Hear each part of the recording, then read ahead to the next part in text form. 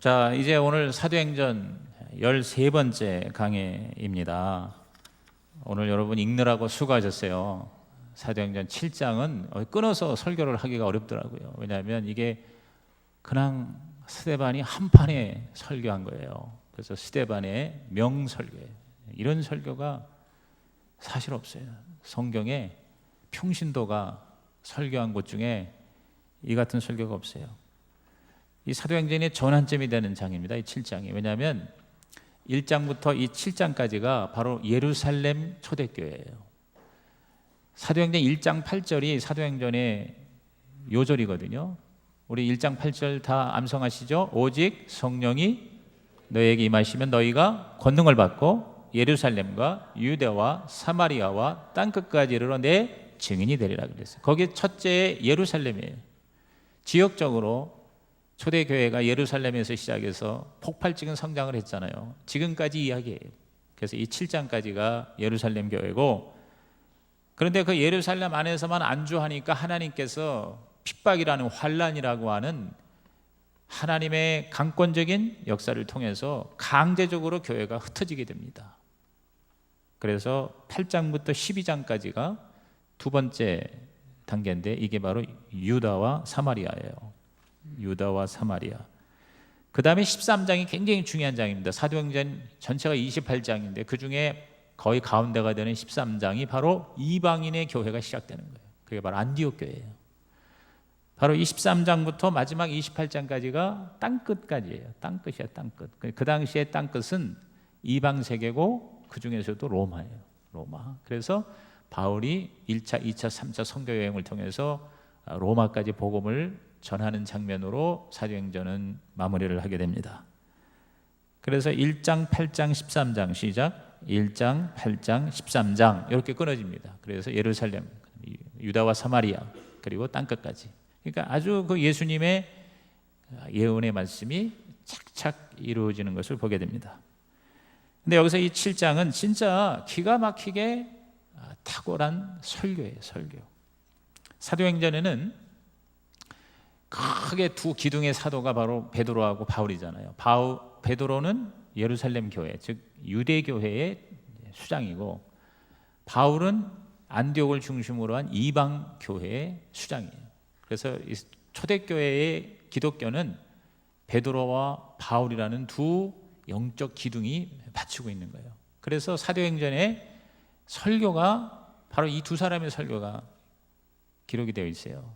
그래서 베드로가 7번 설교한 게 나오고 바울이 11번 설교한 것이 사도행전에 기록이 되어 있습니다. 그러니까 여러분이 읽다 보면 이제 그거를 알게 돼요. 그런데 이 스데반의 설교가 어떻게 보면 유일한 평신도의 설교인데 또 한 번밖에 하는 설교예요. 처음이자 마지막 설교. 이 설교하고서 순교했잖아요. 그런데 이런 설교만한 게 없는 거예요. 평신도 스데반의 설교는 성경 전체, 그 당시에 성경은 구약 성경입니다. 신약은 아직 형성이 안 됐잖아요. 그러니까 성경, 즉 구약 성경 전체를 39권을 일목요연하게 보여주고 있어요. 초점이 뭐냐면 예수님이에요. 구약에 예수라는 말이 하나도 안 나왔지만 구약의 사건과 하나님의 역사가 결국 누구를 향하냐면 예수님을 향했다. 근데 예수님은 그럼 의미가 뭐냐? 구원이에요. 구원. 구원자. 메시아. 메시아가 바로 그리스도요, 그리스도가 바로 구원자라는 뜻이란 말이에요. 그러면 그 예수를 중심으로 한 구원의 역사, 이것을 보통 구속사라고 그래요. 따라합시다. 구속사 혹은 구원사인데 영어로 salvation history, salvation history, 즉 구원사, 구속사의 위대한 드라마를 한편으로 설명하고 있어요. 저는 그래서 스데반이 정말 성경 공부를 굉장히 열심히 했다고 봐요. 왜냐하면 여기 아까도 읽었지만 그 어떤 시간, 공간, 인물, 사건 이런 것들을 얼마나 정확하게 얘기를 합니까? 이거를 설교문을 읽은 게 아니거든요. 지금 돌로 쳐서 맞아 죽기 직전에 하나님 앞에 사람들 앞에 지금 설교하는 거예요. 근데 물론 성령님이 도와주셨겠지만 평소에 구약 성경을 굉장히 열심히 읽고 공부해서 중요한 지식은 이 스데반의 머릿속에 들어가 있는 거예요. 그러니까 완전히 걸어다니는 성경이에요.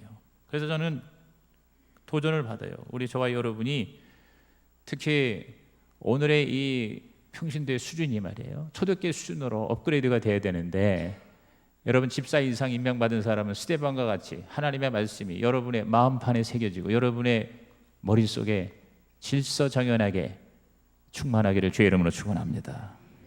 그리고 그 하나님의 말씀을 구원과 사역에 얼마나 적재적소에 적용했는지를 감동적으로 보여줍니다. 스데반은 이 한 편의 설교를 통해서 기독교 최고의 변증의 사명을 감당했습니다. 거기서 그는 유대인들의 문제를 지적해요. 그 설교를 듣는, 예수를 전하다가 지금 열이 뻗쳐가지고 스데반을 쳐서 죽이려고 하는 그 유대인들이 뭐가 문제인지를 정확하게 이렇게 포인트아웃을 한단 말이에요. 지적을 해요. 그리고 이방인의 구원 문제까지 타치를 합니다. 그리고 거기에 그 브릿지 역할을, 징검다리 역할을 하는 사람이 바로 예수님이라는 거죠. 그래서 그렇게 하나님께서 깨닫게 하시는데도 깨닫지 못하고, 그리고 정말 하나님이 원하시는 진정한 예배를 제대로 못 드린 그 이유를 여기서 설명하는 거예요. 예수님을 죽이고 어떻게 보면 가장 우상숭배의 죄에 빠져 있는 자가 바로 유태인이다, 너희들이다 하면서 지적을 하는 모습을 여기서 보게 됩니다. 저는 이 스데반의 설교를 통해서 하나님의 구원 역사의 핵심이 뭘까, 특별히 하나님 백성인 이스라엘의 섭리가 무엇일까, 대표적인 인물 4사람이 여기 뜹니다. 4사람이 바로 누구냐? 첫째가 바로 아브라함입니다. 아브라함은 약속의 하나님을 우리에게 계시합니다. 따라합시다. 약속의 하나님. 이 이스라엘의 영웅 이 4사람이 결국은 여러분이 이제 제 설교를 들으면서 또 이 성경을 이제 읽으면서 어디로 포커스가 가야 되냐면 예수님한테 가야 돼요. 그러니까 아브라함도, 그 다음에 여기 이후에 나오는 요셉, 모세, 그리고 다윗이에요. 사실 이 4사람은 이스라엘 사람의 최고의 영웅이에요. 그런데 그 히로가, 그 영웅이 결국은 다 뭐냐면 예수님을 상징하는 인물이에요. 그래서 여러분이 이 구약의 인물을 통해서 예수님을 바라보고 예수님을 만나기를 주님의 이름으로 축원합니다.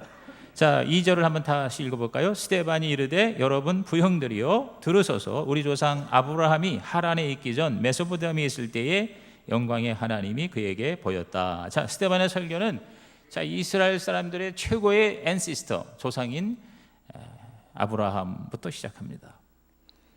우리 조상 아브라함이 하란에 있기 전 메소포타미아가 바로 갈대아 우르가 여기 있었어요. 그러니까 갈대아 우르를 떠나서 하란을 거쳐 그리고 팔레스타인 지역으로, 가나안으로 여호와께서 아브라함을 보내셨잖아요. 아브라함은 바로 믿음의 조상이고 또 모든 세계 종교의 조상이죠. 여러분, 지금 우리 세계 3대 종교가 뭐예요? 3대 종교가 이제 기독교적으로 볼 적에는 뭐 불교나 뭐 또 여러 가지 있지만 유대교하고 기독교하고 이슬람이거든요. 근데 이 세 종교의 앤시스터가, 조상이 바로 아브라함이에요.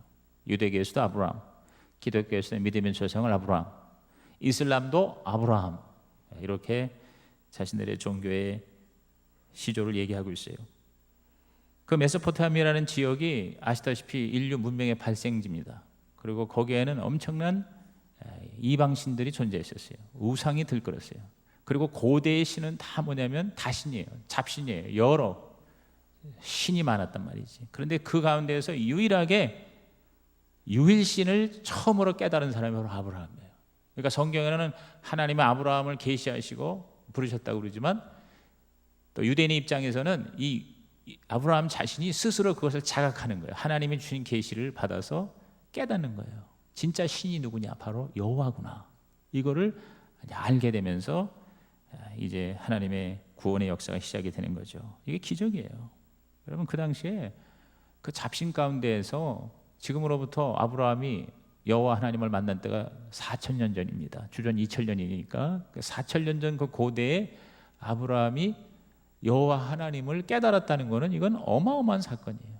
오늘 우리들은 성경이 있고요, 그렇죠? 그 다음에 기독교라고 하는, 교회라고 하는 이런 트래디션이 있어요. 신앙의 유산이 있단 말이에요. 그리고 엄청난 신앙적인 지식과 교리적인 인포메이션이 있기 때문에 하나님에 대해서 얼마나 알기 쉬운 시대에 사는지 몰라요.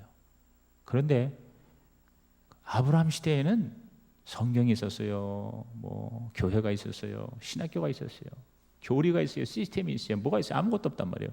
그런 우상이 들끓는 지역에서 창조주 하나님, 야훼 하나님을 인식하고 그 하나님의 명에 따라 그 잘된 자기의 지역을 떠났다는 것은, 이것은 아브라함이 정말 탁월하다는 것을 말해주는 거예요.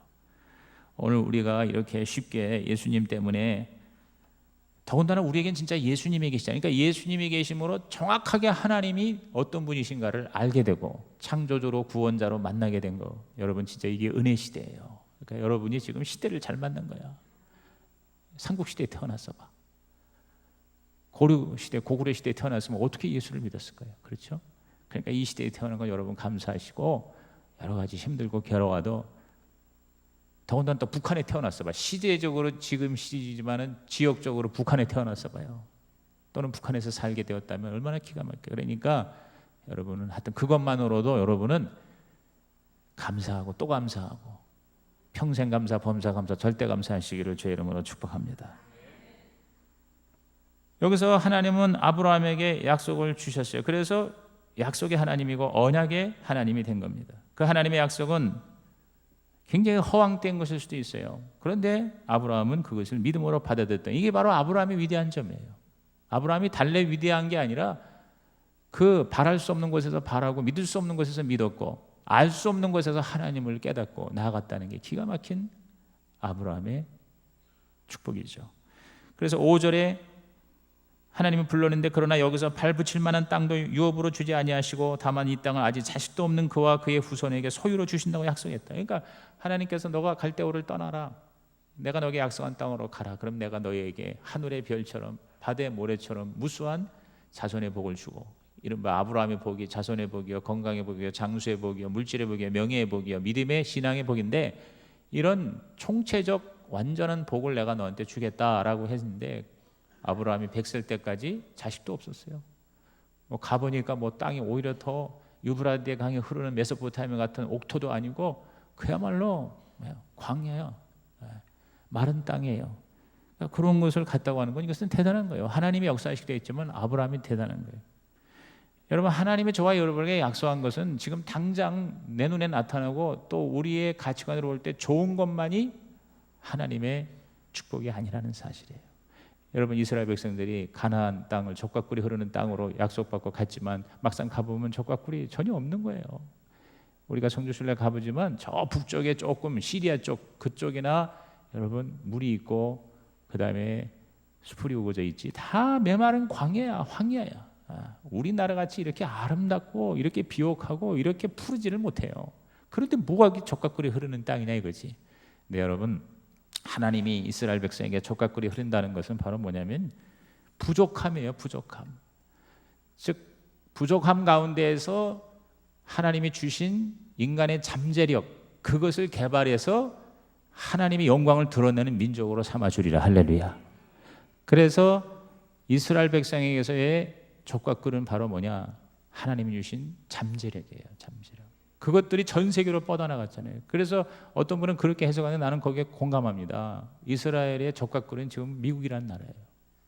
미국이라는 나라가 지금 유대인이 사실 거의 다 잡고 있다고. 모든 거기 중요한 부서, 정치, 경제, 특히 경제입니다. 70%, 80%의 경제가 다 유대인이 잡고 있어요. 그리고 어떻게 보면 미국은 유대인 자손들이 건설한 나라예요. 그러니까 미국이야말로 젖과 꿀이 흐르고 있잖아요. 미국뿐만 아니라 전 세계에 좋은 건 다 뭐냐면 유대인이 장악하고 있어요. 노벨상의 30%가 유대인.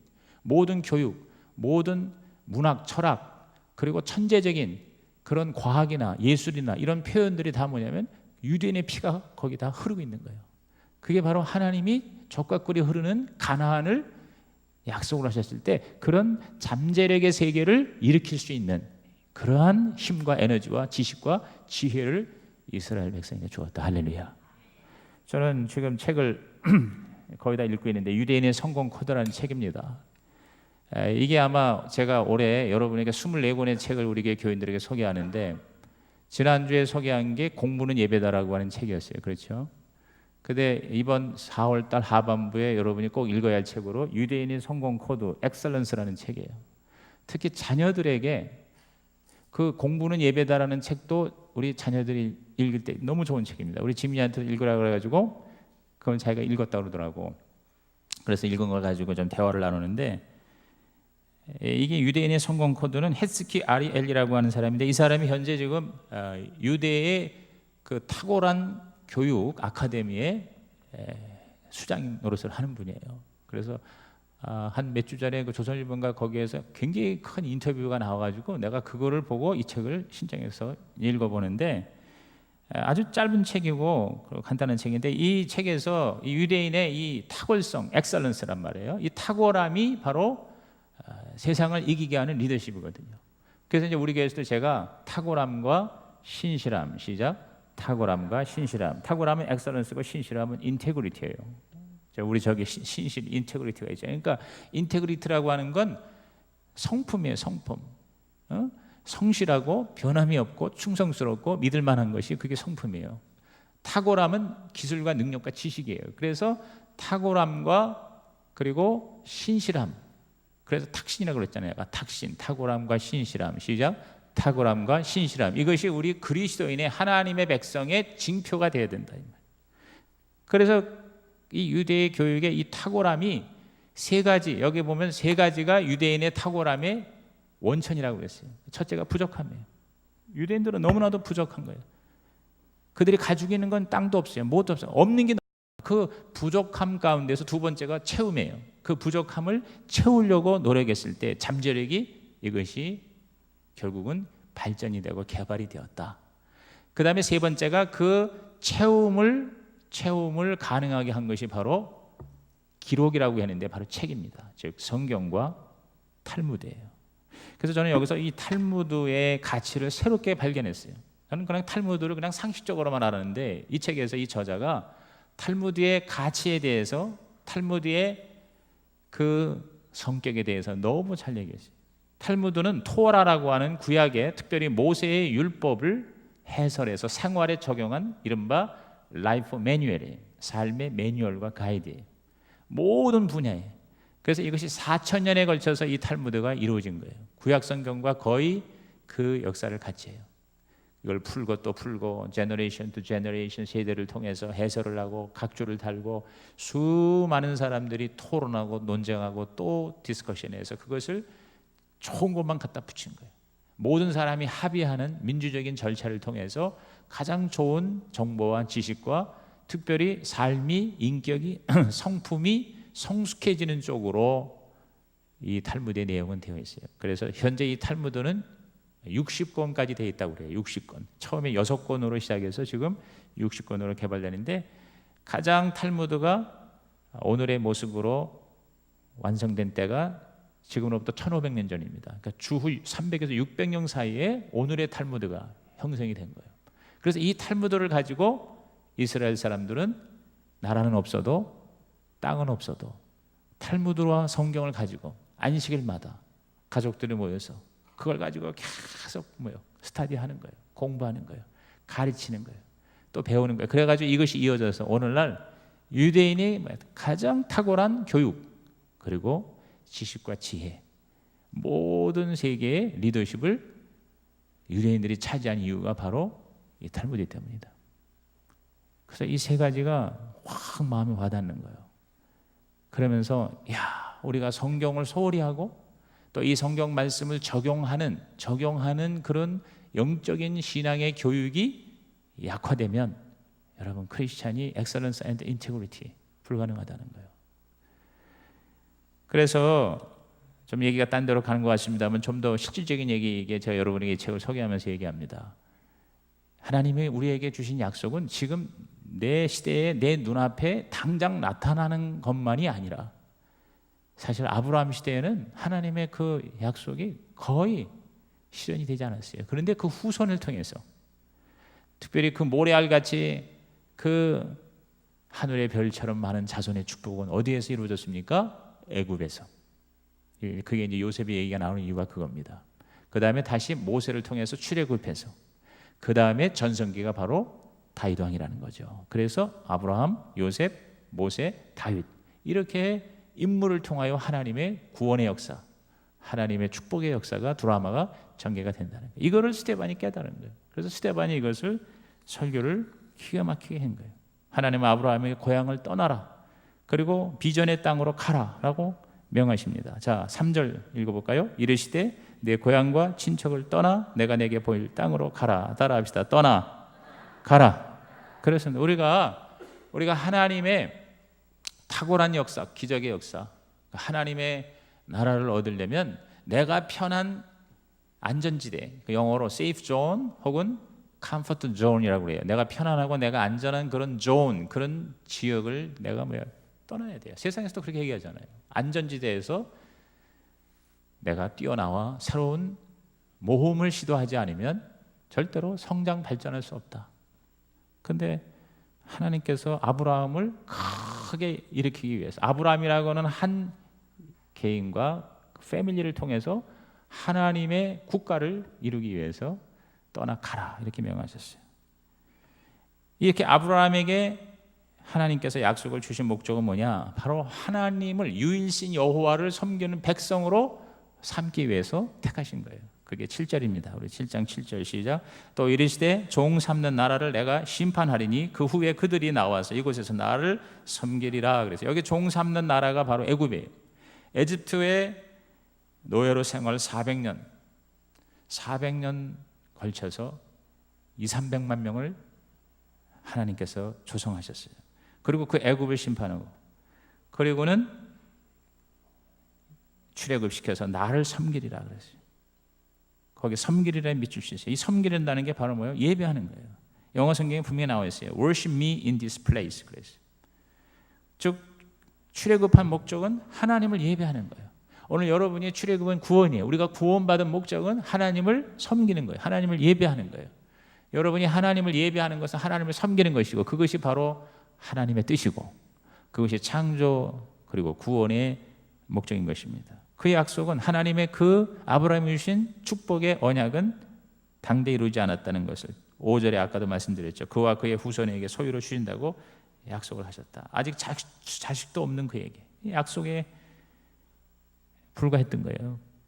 그런데 그것이 당대 이루지 않아도 약속은 약속인 것입니다. 그래서 그 약속을 이루어지지 않았지만 아브라함은 믿음으로 바라봤어요. 조금도 의심하지 않았어요. 100살에 낳은 이삭을 제물로 바치라고 할 때도 여러분 그 말씀에 순종했어요. 이거 이삭을 죽이면 하나님 약속에 다 허무하게 꽝이잖아요. 꽝. 그건 인간의 생각이에요. 그런데 그거를 초월해서 그냥 믿음으로 그 하나님의 말씀에 순종했어요.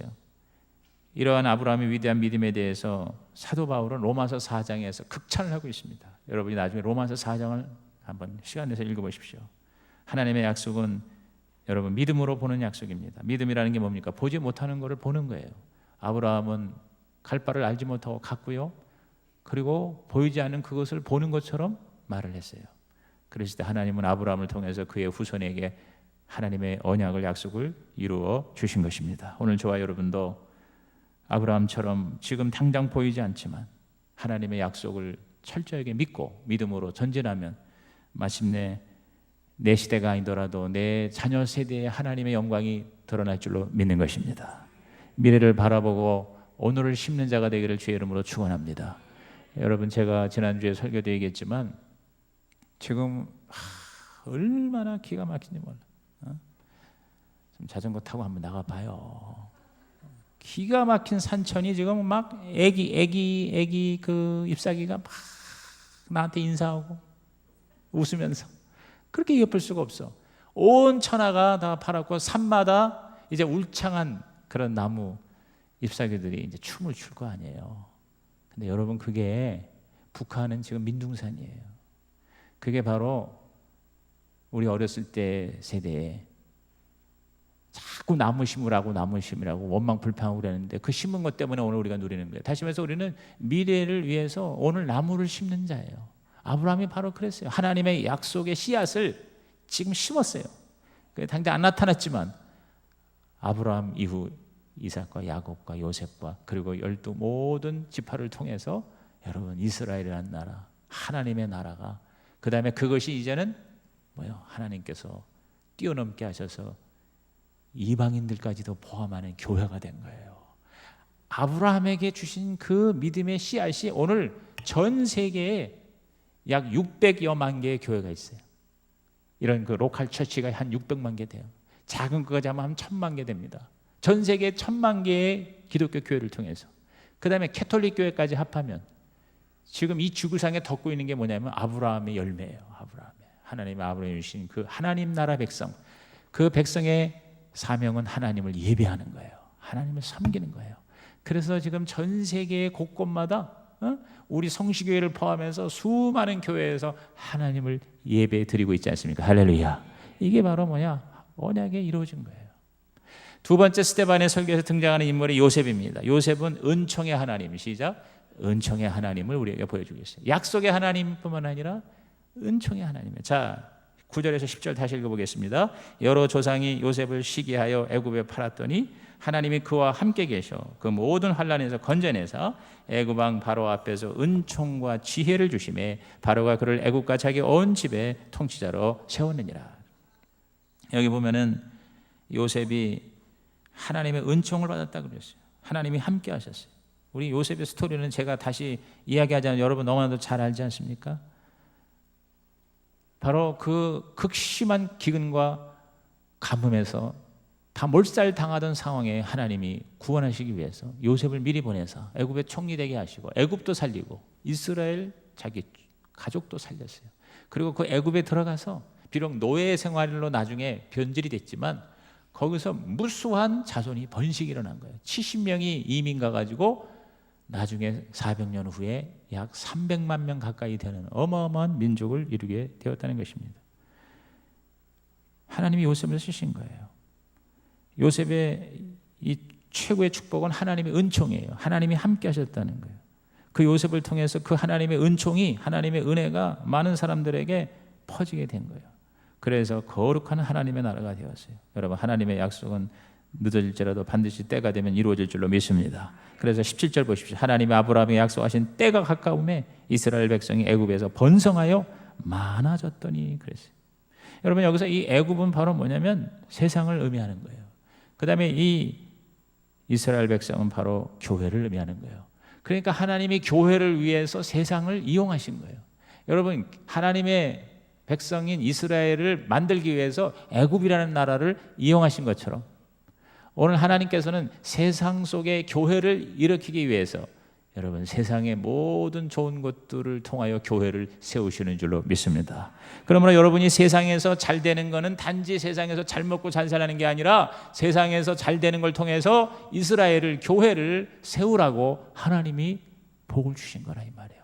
요셉을 통해서 애굽을 큰 나라로 만든 이유는 바로 뭐예요? 이스라엘을 키우기 위해서 하나님이 그렇게 역사하신 것입니다. 여러분, 세상에서 잘 되는 것은 목적이 아니에요. 그것은 수단이에요. 목적은 하나님의 백성인 것입니다. 교회야, 교회. 교회가 바로 하나님이에요. 하나님의 몸이라고 그랬어요. 그러니까 여러분이 여러분의 자녀를 잘 키워서 세상에서 엘리트 만들어 주세요. 그런데 그 엘리트가 목적이 아니라 그건 수단이에요. 좋은 학교 가고 좋은 직장 가고 돈 많이 벌고 출세하는 것은 그것은 목적이 아니에요. 그걸 통해서 하나님을 섬기게 하기 위해 하나님의 집을, 교회를, 이스라엘을 세우기 위해서 하나님의 복을 주시는 것입니다. 그리고 또 그 교회를 통해서 여러분 세상에 복을 받는 거예요. 이스라엘 때문에 애굽이 사는 거예요. 그러므로 교회가 있을 때 세상도 좋아지는 것입니다. 그리고 그 세상은 교회를 또 세워나가는 것입니다. 지금 미국이라는 나라가, 캐나다라는 나라가 잘 사는 이유는 그 땅에 교회가 많은 거예요. 어딜 가든지 교회가 있어요. 지금 미국은 약 40에서 50만 개의 교회가 있어요. 우리보다 10배의 교회가 많아요. 인구는 지금 한 3억 가까이 되잖아요. 그럼 우리가 인구 비율로 봐서 우리보다도 그 비율로 봐도 2배 이상 더 교회가 많은 거예요. 사실은 교회가 많은 곳에 하나님의 족과 꿀이 흐르게 될 줄로 믿는 것입니다. 그래서 하나님께서 애굽을 통해서 이스라엘을 세워주셨고 또 이스라엘을 통해서 애굽이 살게 하셨어요. 이렇게 상부상조하게 하신 거예요. 오늘 여러분이 바로 요셉의 하나님 은총이 우리 가운데 임하시기를 주의 이름으로 축원합니다. 요셉이라는 한 사람의 은총이 나라를 살린 거예요. 한 사람이 이렇게 중요한 거예요. 여러분 성경을 봐도 한 사람을 쓰시는 거예요. 노아를 쓰시고 또 요셉을 쓰시고 모세를 쓰시고 다윗을 쓰셨고 한 사람 예수를 쓰시고 바울을 쓰시고 기독교 역사에도 루터를 쓰시고 하나님은 한 사람을 쓰시는 거예요. 여러분 한 사람이 하나님의 은총의 축복의 통로가 되시기를 주의 이름으로 축원합니다. 그 다음에 세 번째 이 스데반의 설교에 나오는 인물이 모세죠. 모세는 구원의 하나님, 시작. 구원의 하나님입니다. 자, 34절 보시면 읽어볼까요? 내 백성이 애굽에서 괴로움 받음을 내가 확실히 보고 그 탄식하는 소리를 듣고 그들을 구원하려고 내려왔노니 이제 내가 너를 애굽으로 보내리라 그랬어요. 구원하려고, 시작. 구원하려고. 여러분 모세는 그 이름 자체가 구원자예요. 물에서 구원받았다. 물에서 건짐을 받았다가 바로 모세라는 이름의 뜻이에요. 모세는 이스라엘을 구원하기 위하여 구원받은 거예요. 그대로 물에 딸려갔으면 나일강에 잠겼을 거예요. 그런데 구원받았어요. 건져냈어요. 건져냄을 받는 이유가 뭐예요? 이스라엘 백성을 건져내기 위하여. 그러니까 우리도 구원받은 목적은 남을 구원하기 위하여. 영어로 saved to save 이런 얘기를 합니다. saved 내가 구원받은 거는 to save 다른 사람을 구원하기 위해서. 오늘 여러분이 구원받아 가지고 더 이 땅에 사는 가장 큰 목적은 구원받지 못한 사람을 구원하는 것이 그것이 이유라는 거예요. 사실 예수 믿고 제일 좋은 건 빨리 가는 거예요. 천국에 빨리 가는, 천국보다 더 좋을 수가 있어요. 여러분이 이 세상에서 오래 살길 원하지만 오래 살아봐봐야 뭐 그게 그거죠. 천국보다 더 좋을 수 있겠어요? 사실은 빨리 가는 게 좋은 거예요. 근데 또 빨리 가라고 그러면 또 싫죠.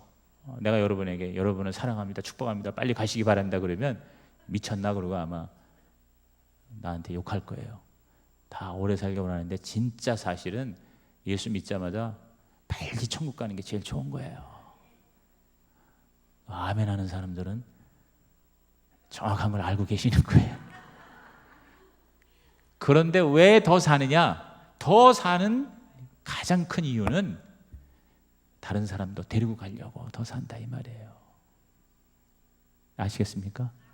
그게 바로 우리가 더 사는 이유가 될 때 여러분의 삶의 최고의 가치가 되고 의미가 될 줄로 믿습니다. 그래서 모세는 바로 하나님 보시기에 너무 좋았어요. 20절에 그때 모세가 났는데 하나님 보시기에 아름다운지라 그의 아버지의 집에서 석 달 동안 길리더니 그랬어요. 이게 뭐냐면 일방적인 하나님의 그 눈길이에요. 하나님의 은혜예요. 하나님의 국률이에요. 자비예요. 그래서 하나님이 그 모세를 너무 사랑스럽게 보시고 그 모세를 하나님이 살려주시고 훈련시키셔서 그 모세 한 사람 때문에 수백만 명이 살아난 거예요. 그래서 출애굽시켜서 이제 본격적으로 하나님의 백성 이스라엘로, 그걸 광야교회라고 스데반은 표현해요. 그러니까 스데반은 그 설교를 통해서 구약의 모든 사건이 결국은 신약의 예수님과 예수님의 교회가 된다. 그러니까 자기가 속한 스데반이 집사 아니야, 초대교회 집사 아니야. 그래서 그 유대의 그 종교 지도자들이 막 끊임없이 공격하는 것에 대한 변증과 방어를 하는 거예요. 그래서 교회라는 말을 여러분 처음 씁니다. 자, 7장 38절에 시내산에서 말하던 그 천사와 우리 조상들과 함께 광야 교회에 있었고 그랬어요. 살아있는 말씀을 받아 우리에게 주신 자가 바로 이 사람이라. 그러니까 모세의 역할, 모세의 가치를 바로 뭐냐면 교회로 연결한 거예요. 광야 교회, 시작. 광야 교회. 그래서 이 광야 교회가 바로 오늘 저와 여러분이 속한 교회예요. 우리가 구원받아서 이 광야 교회가 그렇게 좋은 것만 아니에요. 힘들어요. 만나와 메추라기를 먹어야 돼요. 그러니까 하나님만 의지해야지. 하나님 의지하지 않으면 살지 못하는 게 광야예요. 여러분이요, 교회에 와서 신앙생활하는 것이 그렇게 여러분 녹록한 게 아니에요. 쉬운 게 아니에요. 세상에서 살면서 교회에 와서도 주님을 섬기는 게 그게 여러분 쉬운 일이 아니잖아요. 새벽기도, 11조, 그 다음에 여러 가지 봉사, 헌신, 선교, 또 해야 되는 여러 가지 이런 것들이 여러분 그게 항상 해피한 것만은 아니란 말이에요. 그건 광야이기 때문에 그런 거예요. 그 광야 교회를 통해서 우리는 뭐요? 하나님의 나라를 세우는 거예요. 그게 바로 저와 여러분을 하나님 구원하신 목적이고 부르신 이유가 되시기를 주의 이름으로 축원합니다. 마지막으로 스데반의 설계에 등장하는 인물이 누굽니까? 다윗입니다. 자, 아브라함에게는 약속의 하나님으로, 또 요셉에게는 은총의 하나님으로, 모세에게는 구원의 하나님으로. 여기 여러분, 저와 여러분이 신앙의 여정을 그대로 설명하는 거예요. 자, 하나님의 약속은 복음을 우리가 들었잖아요. 그걸 우리가 믿어요. 아브라함처럼 믿음으로 그걸 받아들여야 되는 거예요. 그 다음에 요셉을 통해서 우리가 그것을 하나님의 은총으로, 은혜로 우리는 구원을 받게 되는 거예요. 그리고 모세를 통해서 완전히 죄악에서 우리는 빠져나오는 거예요. 그리고 이제 다윗을 통해서, 다윗은 바로 뭐냐? 성령의 하나님. 시작. 성령의 하나님이에요. 여러분, 다윗의 별명이 뭐죠? 하나님 마음에 합한 자예요. 하나님의 마음이 바로 뭐예요? 성령이에요. 성령으로 충만한 자가 바로 다윗이었어요. 그래서 여러분이 다윗의 시편을 읽어보면 거기에 뭐예요? 성령의 역사가 얼마나 많이 나오는지 몰라요. 구약의 성경인데도 불구하고 야훼의 영이 이 다윗을 지배하는 거예요. 그게 성령 충만이에요. 자, 46절 읽어볼까요? 다윗이 하나님 앞에서 은혜를 받아 야곱의 집을 위하여 하나님의 처소를 준비하게 하여 달라고 하더니, 그래서 야곱의 집이라든가 하나님의 처소라든가 이게 바로 뭐냐면 성령이 거하시는 것이 바로 여러분의 마음이에요. 우리가 바로 성령이 거하시는 하나님의 전이라고 사도 바울은 얘기했어요. 그리고 오늘 신약의 교회요, 이렇게 예배드리는 자리, 하나님을 찾는 여러분의 마음, 이것이 바로 뭐예요? 바로 성령이 거하시는 것이에요. 50절에 이 모든 것이 다 내 손으로 지은 것이 아니냐 한가 같으니라. 하나님이 지으신 거예요. 사람이 지은 게 아니라 하나님이 지은 거예요. 성막, 그 이스라엘 백성들의 그것을 초점을 이 스데반은 바로 하나님의 집인 교회로, 그리고 구원받은 그리스도인으로 초점을 옮기는 메시지를 전하고 있는 겁니다. 그렇기 때문에 여러분, 아무리 이스라엘 사람들이 율법에 정통을 했다고 하더라도, 유대교의 최고의 지도자라고 하더라도 성령이 아니면 깨닫지 못하는 거예요. 그러니까 스데반은 깨달았어요. 스데반이 한 설교를 여러분 이해를 못하는 거예요. 스데반은 구약의 성경을 예수님께로 끌고 오는 거예요. 자, 여기 네 가지 인물, 아브라함도, 요셉도, 모세도, 그리고 다윗도 다 뭐냐면 예수님을 예표하는 인물이에요. 그거를 깨달으라는 거예요. 그런데 여러분 깨닫지 못합니다. 그래서 51절에 스데반이요 이렇게 얘기를 합니다. 다 같이, 목이 곧고 마음과 귀에 할례를 받지 못한 사람들아, 너희도 너희 조상과 같이 항상 성령을 거스른도다. 그래서 성령을 거스른도다.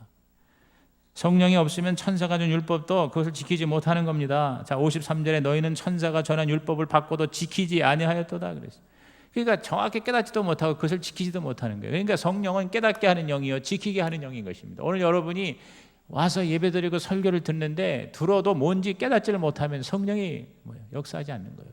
그 또 은혜는 받았는데 그걸 그대로 순종하지 않는 건 뭐냐? 성령이 나를 지배하지 않는 거예요. 오늘 성령으로 충만한 바다 여러분께서 깨닫고 또한 지키는 자가 되기를 주의 이름으로 축복합니다. 이것을 정확하게 지적을 했다고. 그랬을 때 그 결과가 54절에 나옵니다. 그들이 이 말을 듣고 마음에 찔려 그를 향하여 이를 갈았다. 여러분, 이 마음에 찔린다는 것이 두 가지 의미로도 해석이 돼야 되는데, 여러분이 하나님의 말씀을 들었잖아요. 스데반의 설교를 들었잖아요. 여러분께서 교회 와서 예배 드릴 때 주의 종의 목사의 설교를 들을 때 두 가지 반응이 일어납니다. 첫째가 뭐냐면 회개의 반응이 일어나요. 그게 바람직한 찔리는 거예요. 두 번째는요, 분노의 반응이 일어납니다. 열받는 거예요. 말씀 듣고. 그런데 이 유대인들이 두 번째 반응을 합니다. 여기서 이 마음에 찔린 것은 회개하여 어떤 죄를 깨닫는 그런 죄책감의 의미보다는 바로 뭐냐면 분노예요. 분노. 열받는 거예요. 영어 성경에는 그걸 굉장히 정확하게 얘기했어요. They were furious and gnashed their teeth 그랬어요. 즉 마음이 막 분노가 일어나서 이를 갈면서 미움의 그런 반응을 했다. 이렇게 설명하고 있습니다. 여러분, 우리가 하나님 말씀 들을 때 그래, 내가 잘못했구나, 내가 변화가 돼야지, 이렇게 회개의 찔림이 있기를 주의 이름으로 축원합니다.